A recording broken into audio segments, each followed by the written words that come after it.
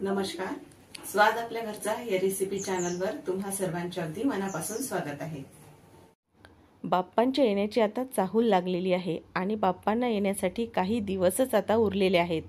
तर बाप्पांच्या आवडीचे असणारे मोदक आपण आज तयार करणार आहोत आणि ते म्हणजे कलाकंद मोदक.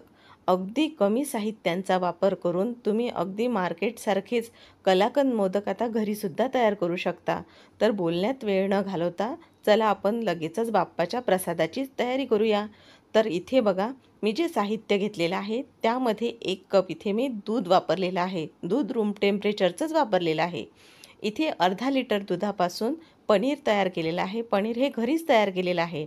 आणि इथे साखर वापरलेली आहे 1/3 कप. आणि इथे आपण 1/4 कपचे 2 कप इथे आपण मिल्क पावडर वापरणार आहोत.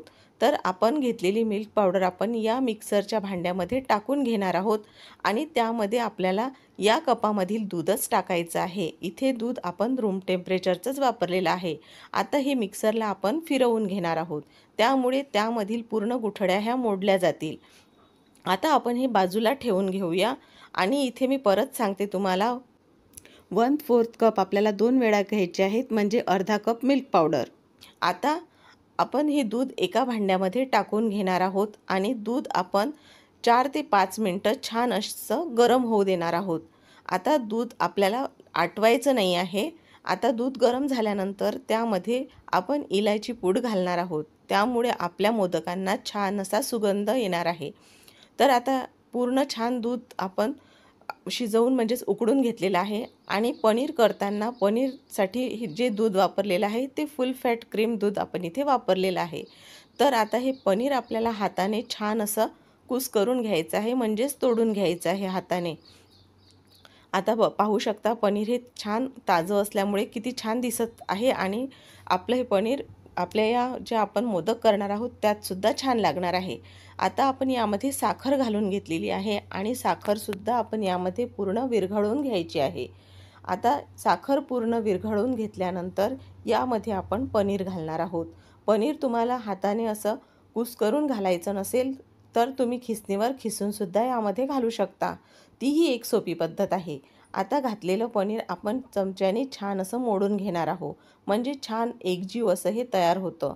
आता हे पूर्ण मिक्स यामध्ये करून घ्यायचं आहे आपल्याला. आणि आपण इथे फुल फॅट क्रीम दूध जे वापरलेलं आहे त्यामुळे सुद्धा आपले हे मोदक छान क्रीमी असे तयार होतील.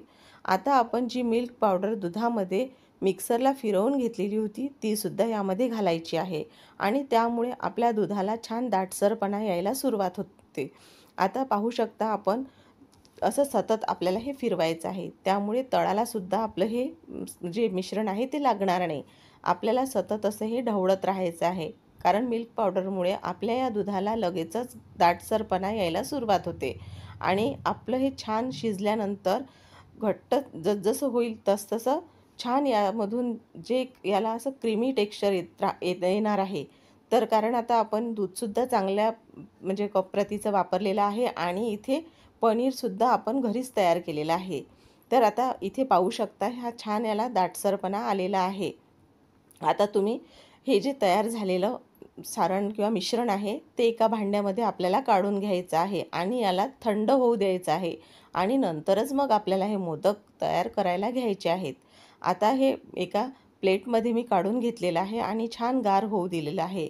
आता गार झाल्यानंतर आपण याचे मोदक तयार करणार आहोत. तर तुम्ही खातानाच मोदक तुम्हाला अजिबातही म्हणजे कळणार नाही की आपण हे कलाकंद घरी तयार केलेलं आहे. आणि हा मोदकाचा साचा मी इथे वापरलेला आहे. यामध्ये आपण ड्रायफ्रूट्स पावडर टाकून घेणार आहोत आणि छान गुलाबाच्या पाकळ्या, तुम्हाला जे ड्रायफ्रूट्स आवडत असतील ते टाकू शकता इथे तुम्ही.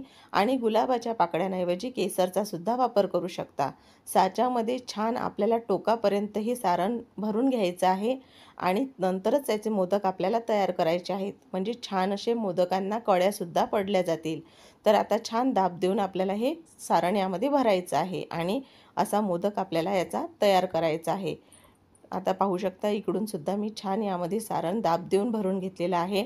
आणि आता मी तुम्हाला मोदकसुद्धा यातला काढून दाखवते. तर पाहू शकता, हा मोदक किती छान तयार झालेला आहे. अगदी कमी साहित्यांमध्ये कलाकंद मोदक आता घरीसुद्धा तयार होऊ शकतो. तर आता दुसरासुद्धा मी तुम्हाला अशाच प्रकारे तयार करून दाखवते आणि यामध्ये आपण कुठलाच कलर वापरलेला नाही. तर आता पाहू शकता किती पांढरे शुभ्र असे आपले हे दिसत आहेत. तर हा सुद्धा आपला मोदक तयार झालेला आहे आणि अर्ध्या लिटर दुधामध्ये माझे 13 ते 14 मोदक तयार झालेले आहेत. तर आता हा सुद्धा मी इथे काढून दाखवलेला आहे तुम्हाला.